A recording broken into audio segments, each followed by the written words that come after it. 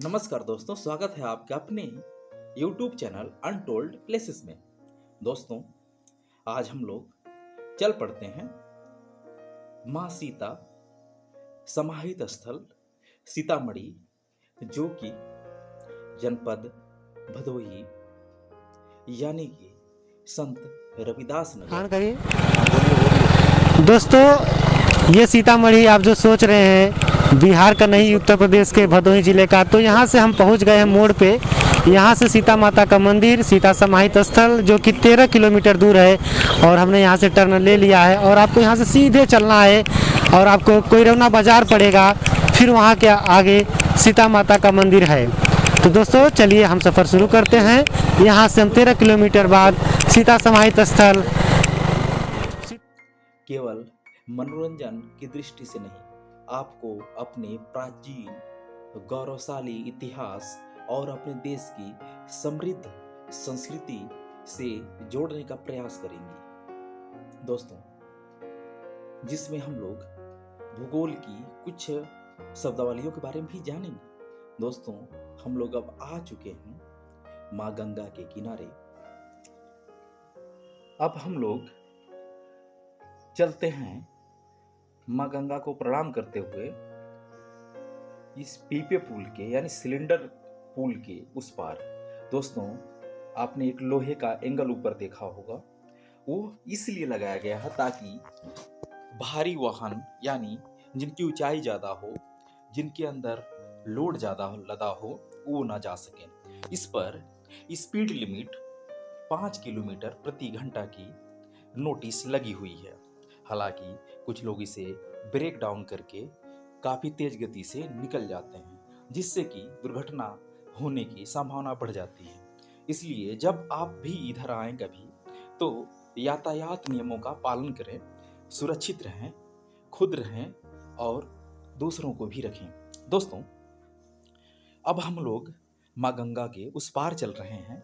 आपको बता दें, ये जो माँ गंगा हैं, यहाँ जो प्रवाहित हो रही हैं, इस पार आपको जनपद भदोही और उस पार जाने के बाद जनपद मिर्जापुर प्रारंभ होता है। माँ गंगा इन दोनों जनपदों के मध्य विभाजक रेखा की काम करती हैं। दोस्तों, आप देख रहे होंगे प्रकाश की किरणें जब माँ गंगा में पड़ रही हैं, उनकी लालिमा, तो कितना ही अद्भुत और सुंदर दृश्य उभर कर आ रहा है। दोस्तों, हम लोग उस पार चलते हैं और आप देख रहे हैं इस पर जगह जगह पर लोहे के एंगल लगाए हुए हैं और उसमें से केबल यानी वायर लगाए गए हैं, जो कि उनको किसी भी व्यक्ति को दुर्घटना से रोकने का कार्य करते हैं। इसके ऊपर शाखों के लगाए गए हैं, जिसके ऊपर लोहे की प्लेटें बिछाई गई हैं। दोस्तों, आप देख रहे हैं बालू में यानी रेत में लोहे की बहुत सारी प्लेटें बिछाई गई हैं। आपसे बहुत सारे मित्रों को ये पता ही होगा आखिर ऐसा क्यों किया गया है। जब कभी आप कुंभ मेला प्रयागराज में आए, वहाँ पर भी माँ गंगा के किनारे बहुत सारी लोहे की चादरें बिछाई गई रहती हैं। इसका कारण ये होता है, जब आप केवल रेत में कोई भी वाहन यानी यातायात का कोई भी साधन प्रयोग करेंगे, तो उसकी पहिया वहाँ नीचे धंसने लगती है और स्पिन करने लगती है, और आपको काफ़ी मुश्किल का सामना करना पड़ता है अपने गंतव्य पर जाने के लिए, जिसके कारण लोहे की ये चादरें बिछा जाती हैं, जिसके ऊपर से आपको एक स्थान से दूसरे स्थान पर जाने में बहुत ही सर्वसुलभता होती है। दोस्तों, इसीलिए लोहे की चादरें बिछाई जाती हैं। चलिए दोस्तों, हम लोग अब आ चुके हैं माँ गंगा के इस किनारे पर, यानी हम लोग इस वक्त जनपद मिर्जापुर में खड़े होकर माँ गंगा के दृश्य को कैमरे के माध्यम से आपको दिखाने का प्रयास कर रहे हैं। दोस्तों, जब आप मिर्जापुर की तरफ से प्रवेश करेंगे तो आपको एक नोटिस बोर्ड ये देखने को मिलेगा, जिससे आप वीडियो पॉज करके पढ़ सकते हैं। दोस्तों, अब हम इस किनारे से फिर वापस चलते हैं, क्योंकि हमें तो मूलतः जाना था माता सीता समाहित स्थल की तरफ, मगर बीच में हमें लगा क्यों ना हम लोग पहले माँ गंगा को प्रणाम करते हैं, उसके बाद आपको पुल दिखाते हैं जो कि आने वाले दिनों में शायद ही कहीं कहीं देखने को मिले। हालांकि कुंभ मेले में हर वर्ष इसका निर्माण किया जाता है और जब महाकुंभ लगता है तो बहुत सारे पीपा पुल का निर्माण किया जाता है। दोस्तों, अब हम लोग वापस चल रहे हैं। इससे पहले आपसे ज्योग्राफी के प्रश्न कर लेते हैं और आप कमेंट के माध्यम से इसके जवाब को दीजिएगा। दोस्तों, जब बहता हुआ जल नदी या किसी भी प्रकार का जब जल बहता हुआ मिट्टी को काट कर एक स्थान से दूसरी स्थान की तरफ प्रवाहित कर देता है तो उस क्रिया को हम क्या कहते हैं? ठीक इसी प्रकार पवन भी एक स्थान से दूसरी स्थान तक रेत के कणों को, धूल के कणों को एकत्रित करता है, उसे क्या कहते हैं? चलिए आइए दोस्तों, हम लोग अब आगे इस पीपा पुल को देखते हैं। दोस्तों, आप देख रहे हैं ये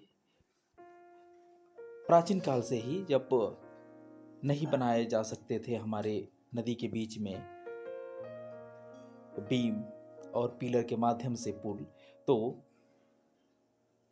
टेम्परेरी रूप से हम ऐसे ही पुलों का निर्माण करते थे। दोस्तों, ये आप देख रहे हैं इस पुल को, यानी एक पुल से एक पीपे से दूसरे पीपे के बीच की गैपिंग है जिससे कि पानी इस पार से उस पार जा सके। और ये आप जो हुक देख रहे हैं ये लगाया गया ताकि इसमें रस्सी बांध के इसे खींचा जा सके सूखी जगह पे या पानी में भी, और इसे खींचकर दूसरी जगह किया जा सके। ये ऊपर लोहे के गाटर लगाए गए हैं, आप जिसे देख पा रहे हैं। दोस्तों, आप ये पीपे का पुल आप देख रहे हैं, जो इतना बड़ा बड़ा पीपा दिख रहा है, सिलेंडर नुमा आकृति दिख रही है, ये पूरा अंदर से भरा नहीं होता है, ये पूरा खोखला होता है। खोखला होने के कारण ही उत्प्लावन बल के कारण यह जल के पानी की सतह के ऊपर तैरता है। यदि इसे भारी बना दिया जाए तो ये डूब जाएगा और पुल का कार्य नहीं कर पाएगा। दोस्तों, ये पूरी तरह से खोखला होता है। अभी आप कैमरा इधर जूम हुआ, आप देख रहे हैं सूर्य की लालिमा कितनी ही बेहतरीन और कितना ही मनोहारी दृश्य आपको दिख रहा है जब इसकी लालिमा आपको जल पर बिखरती हुई दिख रही है। दोस्तों, चलिए अब हम लोग इसके पुल के और करीब चलते हैं और इसको देखते हैं। उससे पहले कि हम लोग देख लें, हालांकि यहाँ पे काफ़ी अंतिम संस्कार भी किया जाता है। दोस्तों, चलिए अब हम आ चुके हैं पुल के पास और इसे हम देखते हैं। चलिए आइए आप भी हमारे साथ इसे देखें। जैसे जैसे पानी भरता जाता है ये पुल ऑटोमेटिक ऊपर उठता जाता, क्योंकि ये जो है आप उत्प्लावन बल पढ़े ही होंगे। उत्प्लावन बल के कारण ये ऊपर उठता रहता है और ब्रिज ऑटोमेटिक ऊपर जाता रहता है। आप देख रहे हैं ये इसको सहारा देने के लिए यूकेलिप्टस के बल्लियां लगाई गई हैं काट काट कर। ऊपर आपको एक हैंगर रुमा आकृति दिख रही होगी जिसे हम जमीन में डाल देते हैं जिससे कि वो एक जगह अस्थाई बना रहे। आप नीचे से देख रहे हैं, ये जहाँ तक मेरा अनुमान है कि ये साखू की लकड़ी का निर्मित होगा। हालांकि पहले का काफ़ी प्राचीन है तो तब साखू के पेड़ हो जाते थे आसानी से उपलब्ध। रेलवे की जो पटरियाँ बिछी हैं उसमें भी साखू का बहुत ज़्यादा इस्तेमाल हुआ, क्योंकि इसके अंदर रेसे रहते हैं जिससे आसानी से सड़ती और टूटती नहीं है। दोस्तों, आप देखिए इस पेड़ को काट कर ला के यहाँ एक सहारे के रूप में प्रयोग किया गया था और इसमें से देखिए पत्तियाँ निकल आई हैं, यानी ये अपनी ज़िंदगी से हौसला नहीं हारा और ये जहाँ है वहाँ भी पनप कर आगे बढ़ने लगा। दोस्तों, ऐसे यदि मनुष्य भी अपनी हिम्मत ना हारे तो जरूर एक ना एक दिन कामयाब होगा। अपनी कर्म को यदि करता रहता है तो जरूर उसे उसकी मंजिल मिलेंगी। दोस्तों, आइए कुछ दूर आप भी हमारे साथ पैदल चलिए और पैदल चलते हुए हम लोग आगे बढ़ते हैं। दोस्तों, आप देख रहे हैं बोरे में भर भर कर रेत इकट्ठा रखी गई है, क्योंकि वैसे रेत की अगर जो हम मेड़बंदी करें तो रेत खसक जाएगी, इसलिए बोरे में भर भर के हमने इसे लगा रखा है। दोस्तों, आइए अब यहाँ से चढ़कर ऊपर चलते हैं, फिर वापस चलते हैं और हम लोग पहुँचते हैं हनुमान जी के मंदिर के पास। दोस्तों, अब हम वापस चलते हैं इस पुल के उस पार, फिर चलते हैं हम लोग हनुमान जी के मंदिर के पास, जहाँ पर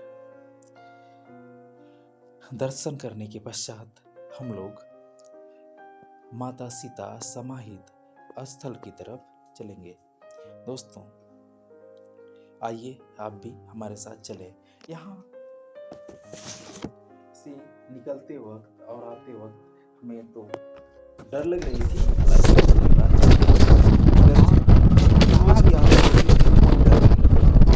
एक साइड बह रहा है, उस साइड नहीं बह रहा। आदत हो गई आगे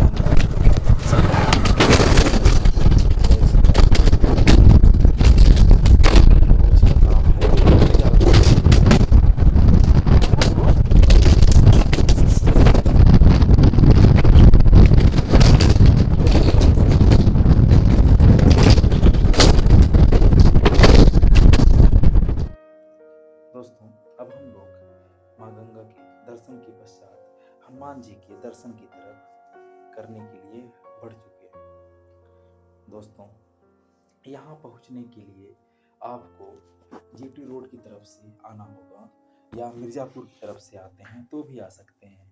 यहाँ की दूरी बनारस से यानी वाराणसी से 86 किलोमीटर, ट्रेन से भदोही से इसकी दूरी आपको 40 किलोमीटर और मिर्ज़ापुर से 44 किलोमीटर पड़ेगी। जीटी रोड से यह 12 किलोमीटर दूर पड़ेगा आपको।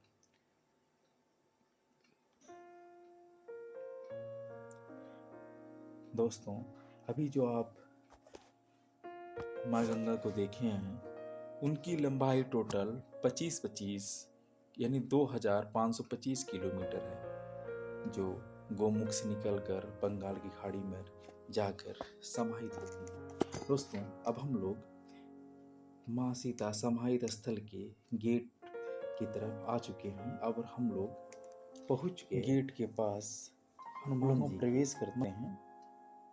आइए आप भी ये विश्व प्रसिद्ध हनुमान जी की खड़े मुद्रा में मूर्ति है, जो कि 110 फीट ऊंची है। कुछ मित्र यहाँ बैठे हुए। दोस्तों, आप बाहर से एक व्यू देख लीजिए, फिर हम अंदर प्रवेश करते हैं। ये प्रवेश द्वार है, जिसके अंदर जाने के बाद आपको इसकी शिलाओं पर यानी इसकी दीवारों पर दोनों तरफ आपको उभरी हुई चित्रकारी की गई है, जो देखने में काफ़ी ही आपको भक्ति भाव से पूर्ण कर देती हैं। हम अंदर प्रवेश करते हैं और ये परिक्रमा करने के बाद हनुमान जी के सामने विश्व कल्याण की प्रार्थना करते हैं।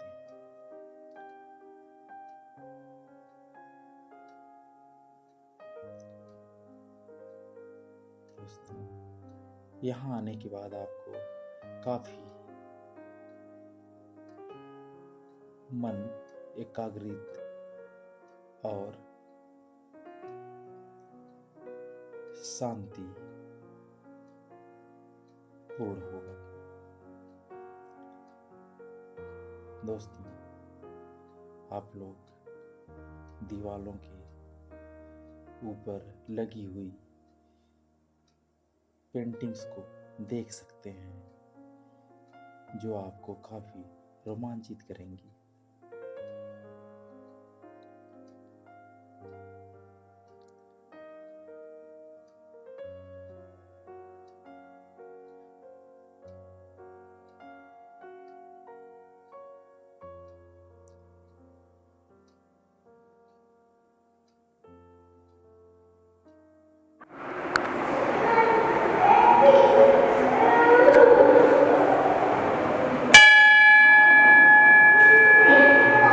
दोस्तों, हनुमान जी के दर्शन के पश्चात अब हम लोग इस गुफा से बाहर निकलते हैं और चलते हैं माता सीता समाहित स्थल की तरफ। आप इसमें ये कौन सा फूल है जो काफ़ी ही मनोहारी है, मुझे इसका नाम नहीं पता। यदि आपको पता होगा तो आप ज़रूर कमेंट में बताने की कृपा करेंगे। दोस्तों, हनुमान जी के मंदिर के पश्चात जब आप माता सीता समाहित स्थल की तरफ बढ़ेंगे तो सड़क के दोनों तरफ आपको दुकानें दिखेंगी जो कि खिलौने और श्रृंगार संसाधनों से भरी पड़ी होंगी, जिसमें कुछ मिठाइयाँ भी आपको दिख रही हैं जो यहाँ के घरेलू उत्पाद हैं, जिसे आप अपनी स्वादानुसार चख सकते हैं। और बच्चों के लिए सबसे ज़्यादा चीज़ें देखने को मिली यहाँ पे, बच्चों के लिए खिलौने। और आप वहाँ से मात्र थोड़ी ही दूरी पर, यानी हनुमान जी के मंदिर के पास से आप जब थोड़ा सा आगे निकलेंगे, मात्र 100 से 150 मीटर दूरी के बाद आपको फिर से एक प्रवेश द्वार मिलेगा, माता समाहित स्थल।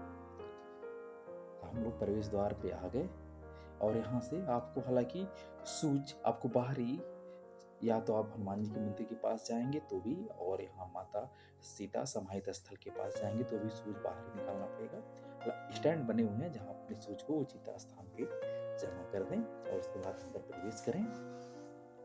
और जब आप यहाँ आए तो काफ़ी समय का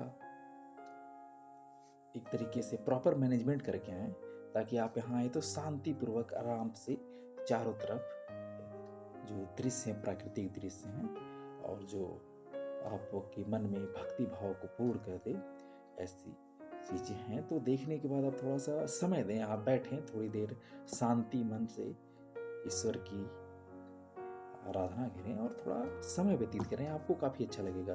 दोस्तों, हालांकि इसका जो मंदिर है ये देख रहे हैं, चारों तरफ लग रही हैं स्टील की, ताकि इसका काम चल रहा होगा पेंटिंग वगैरह का। आप अंदर पहुंचेंगे तो माता सीता का एक मूर्ति आपको देखने को मिलेगी। आप दूर से ही देख रहे हैं, अभी हम लोग करीब चलते हैं और माता सीता की दर्शन करते हैं। तत्पश्चात हम लोग नीचे उतरेंगे।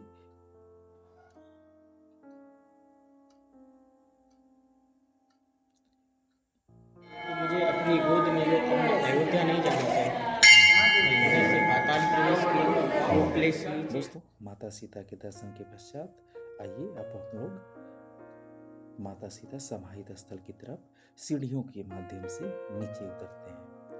तो सीता समाहित स्थल, एक बोर्ड भी लगा हुआ है जिससे आपको सीढ़ी के माध्यम से आपको नीचे उतरना होगा। हमारे साथ साथ आप भी आए। दोस्तों, हम लोग पहुंचते हैं माता सीता समाहित स्थल, जहां पर मैं बिल्कुल मौन रहूंगा और आप लोग बस दृश्य देखिएगा।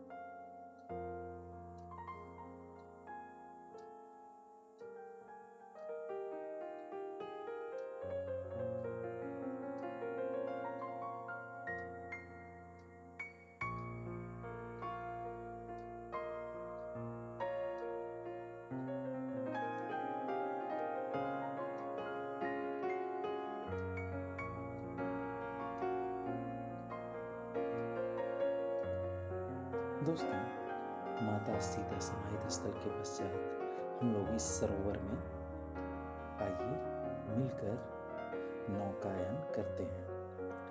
दोस्तों, अब हम नाव पर सवार हो चुके हैं और हमारे साथ आप भी आए और ये किस सरोवर की यात्रा करते हैं।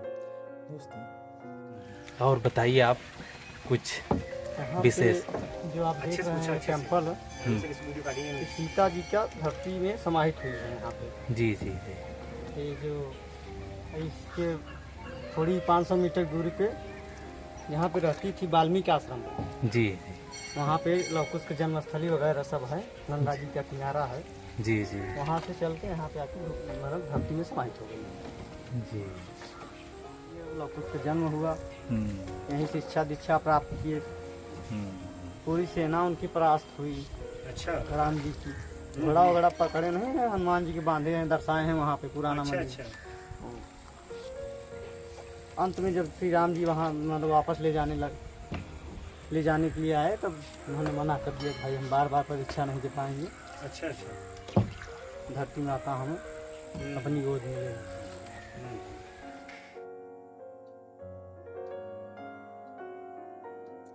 दोस्तों, सरोवर में शैवाल काफ़ी मात्रा में, जिससे कि नाव स्मूथ रूप से चल नहीं पा रही है, जिसमें दिक्कत हो रही है।